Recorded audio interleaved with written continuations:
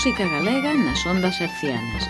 Unha viaxe dende á volta da festa a Lume na Palleira. A Volta da Festa, dirixido e presentado por Xosé Manuel Fernández, comezou a súa emisión en 1982 en Radio Cadena Española e, posteriormente, en Radio Nacional de España ata o ano 1987.